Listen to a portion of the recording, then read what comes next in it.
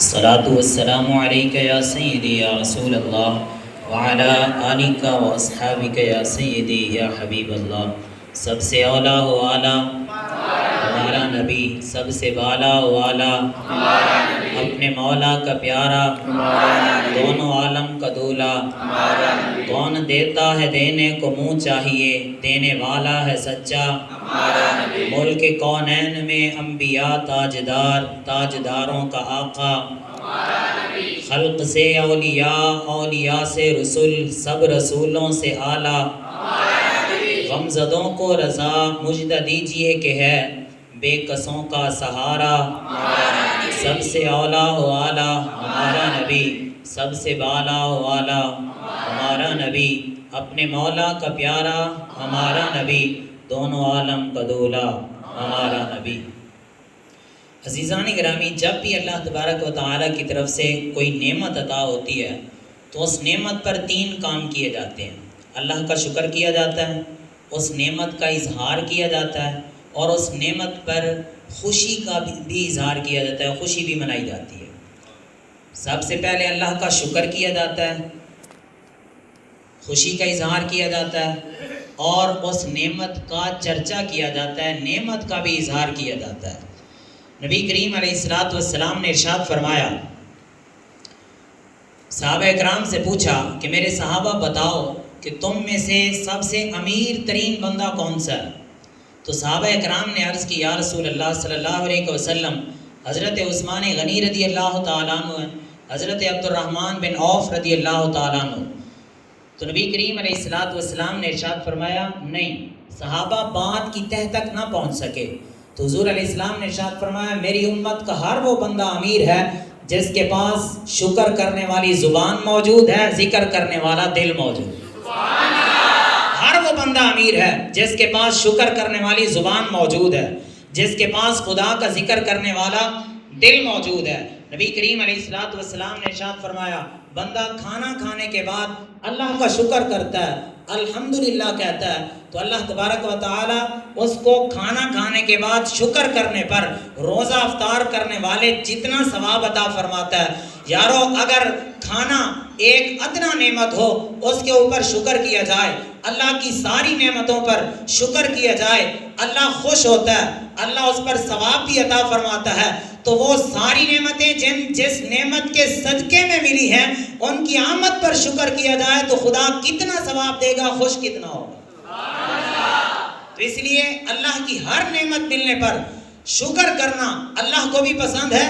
اللہ تعالیٰ نے قرآن میں ارشاد فرمایا، ان تکفروا فإن اللہ غنی عنکم، اگر تم ناشکری کرو تو اللہ تم سے بے پرواہ ہے، وإن تشکروا یرضہ لکم، اور اگر تم شکر کرو گے اللہ تم سے راضی ہو جائے گا۔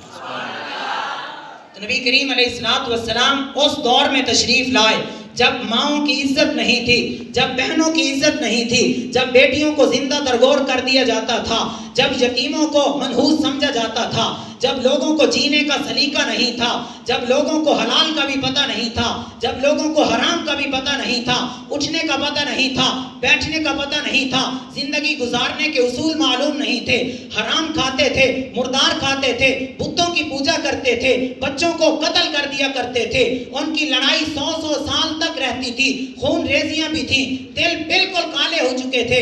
اس دور میں، اس زمانے میں، اس عرب میں نبی کریم علیہ السلام تشریف لائے۔ حضور علیہ السلام کی آمد کا پہلا مقصد بھی یہی ہے، نیکی کا حکم دینا، برائی سے منع کرنا۔ نبی پاک علیہ السلام نے نیکی کا حکم دیا، برائی سے منع کیا، لوگوں کو بتایا کہ لوگوں بتوں کی پوجا نہیں کرنی، خدا کی عبادت کرنی ہے، لوگوں کو بتایا کہ لوگوں حرام نہیں کھانا، حلال کے قریب قریب رہنا ہے، حلال کھانا ہے، لوگوں کو بتایا کہ ماں کے قدموں کے تلے جنت ہے، جو بیٹی کی اچھی تربیت کرے گا جنت میں میرے ساتھ یوں ہوگا جیسے 2 انگلیاں آپس میں ملی ہوتی ہیں۔ لوگوں کو بتایا کہ بہنوں کی عزت کیسے کرنی ہے، لوگوں کو بتایا کہ ماں باپ کی عزت کیسے کرنی ہے، پھر ماں باپ کی زیارت پر حج عمرے کی ثواب کی بشارت دی، پھر بہن کی اچھی تربیت پر جنت کی بشارت دی، نیکی کا حکم دیا، برائی سے منع کیا، چاہے کہ لوگ پتھر بھی مارتے رہے، پھر صحن کعبہ میں اونٹ کی اوجری بھی ڈالتے رہے، حضور علیہ السلام نے نیکی کا حکم دیا،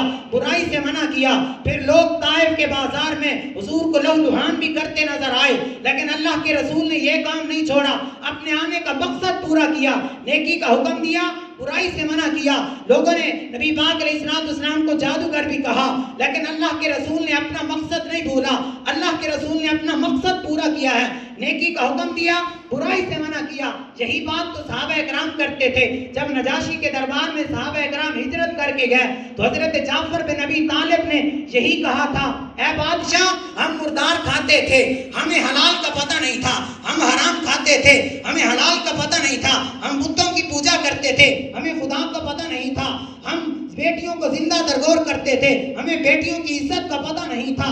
اللہ کے نبی تشریف لائے تو ہمیں حلال کا بھی پتہ چلا، ہمیں حرام کا بھی پتہ چلا، ہمیں ماں باپ کی عزت کا بھی پتہ چلا، ہمیں بہنوں کی عزت کا بھی پتہ چلا۔ بتاؤ یارو، جس نبی کے صدقے یہ سب کچھ ہمیں پتہ چلا ہو، اس نبی کی آمد پر میلاد منانا اور خوشی کرنا کیوں ناجائز ہو سکتا؟ ہم اس نبی کی آمد پر شکر نہ کریں تو کون شکر کرے گا؟ اللہ تعالیٰ نے ارشاد فرمایا، لَقَدْ مَنَّ اللَّهُ عَلَى الْمُؤْمِنِينَ إِذْ بَعَثَ فِيهِمْ رَسُولًا، اے ایمان والو، میں نے اپنا محبوب تم میں بھیج کر تم پہ احسان کیا۔ اللہ تبارک و تعالیٰ نے ہمیں جتنی بھی نعمتیں عطا فرمائیں، کسی پر احسان نہیں جتلایا۔ ہمیں اللہ تبارک و تعالیٰ نے صحت عطا فرمائی، یہ بھی ایک نعمت ہے، احسان نہیں جتلایا۔ رزق عطا فرمایا، یہ بھی نعمت ہے، احسان نہیں جتلایا۔ اللہ نے ہمیں آنکھیں عطا فرمائی، پاؤں عطا کیے، ہاتھ عطا کیے، یہ پورا وجود عطا فرمایا، احسان نہیں جتلایا۔ لیکن حضور کی آمد پر حضور کی نعمت عطا کر کے احسان جتلایا، وجہ کیا ہے؟ اللہ تعالیٰ نے اپنے نبی کی آمد پر حضور کو مبعوث فرما کر احسان کیوں جتلایا؟ سنیے، بڑا ہی زبردست جواب ہے اس کا۔ ہر وہ نعمت جو اللہ نے ہمیں عطا کی ہے، ہر نعمت کا نعم البدل خدا کے خزانے میں موجود ہے۔ ہر نعمت کا نعم البدل رب کے خزانے میں ہے۔ اگر صحت نہیں ہے تو اللہ کے خزانوں میں صحت بھی ہے، اللہ صحت عطا کر دے گا۔ کسی کے پاس رزق نہیں ہے، اللہ اور رزق عطا کر دیتا ہے۔ کسی کے پاس اللہ تبارک و تعالیٰ کی طرف سے دی ہوئی اولاد نہیں ہے تو اللہ یہ نعمت بھی عطا کر دیتا ہے۔ سنو، اللہ کے خزانوں میں ہر چیز کا نعم البدل موجود ہے، لیکن محمد مصطفیٰ ایسی نعمت ہے جس کا نعم البدل خدا کے خزانوں بھی نہیں ہے۔ اللہ کے پاس ایک ہی محمد تھا جو اللہ نے ہمیں عطا کر دیا۔ خدا کے خزانوں میں ایک ہی محمد ہے۔ ما کان محمد ابا احد من رجالکم ولکن رسول اللہ وخاتم النبیین، نبوت کا دروازہ بھی بند کر دیا۔ اللہ نے ایک ہی محمد تھا خدا کے خزانوں میں، اللہ نے ہمیں عطا کر دیا۔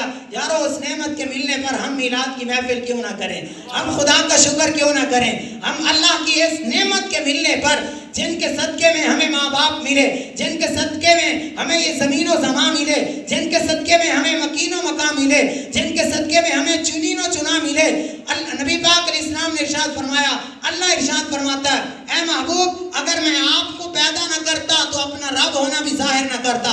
پتہ چلا کہ محبوب کے صدقے میں ہمیں خدا کی معرفت ملی ہے۔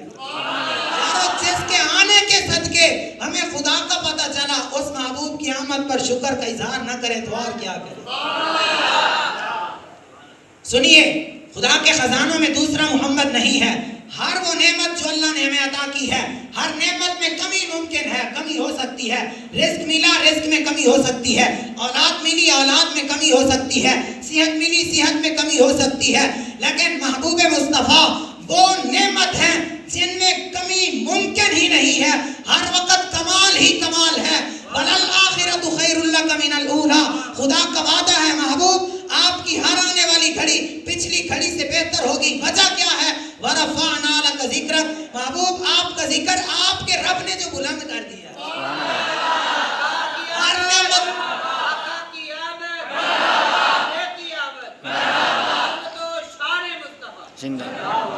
سنیے، اللہ نے احسان کیوں جتلایا کہ یہ وہ نعمت ہے۔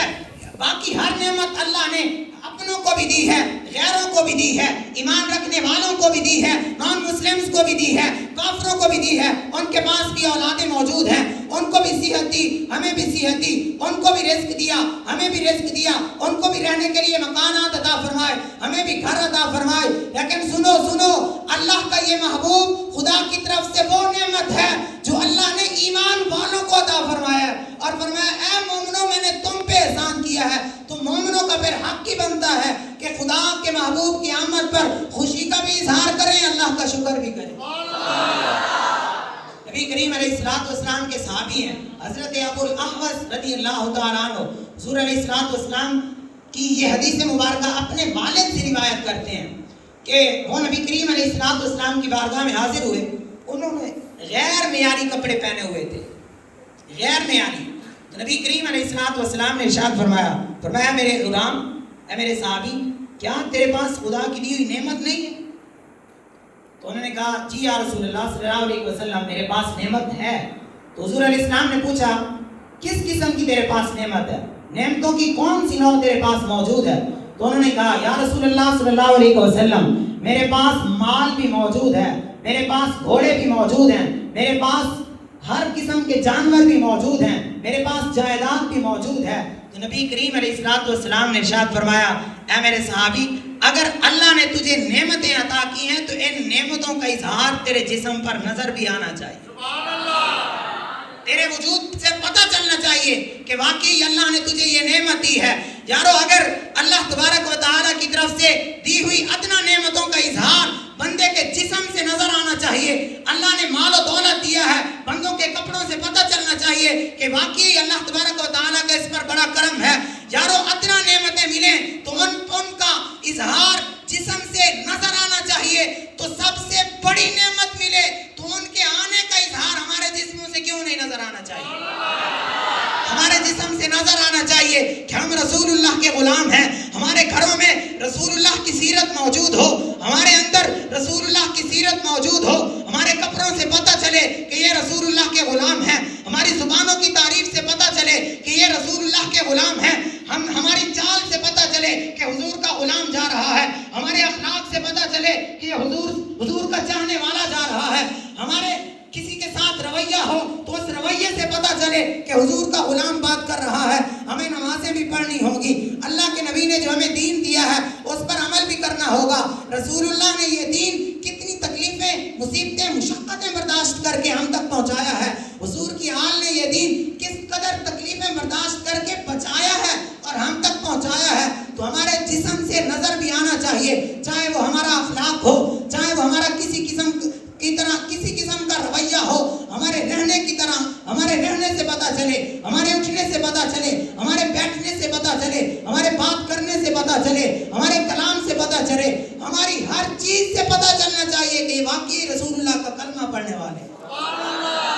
خدا کی اس بڑی نعمت کا اظہار ہمارے جسم سے نظر آنا چاہیے، جس طرح باقی نعمتوں کا اظہار بندے کے وجود پر لازمی ہے، تو خدا کی طرف سے عطا کی ہوئی یہ سب سے بڑی نعمت جن کے صدقے ساری نعمتیں ملی ہیں، پتہ چلنا چاہیے کہ واقعی حضور کے غلام ہیں۔ تو اسی لیے ہم یہ محفل سجا کر، یہ میلاد بنا کر ہم بتاتے ہیں کہ ہم ہی وہ لوگ ہیں جن میں خدا کا رسول تشریف لے کے آیا ہے۔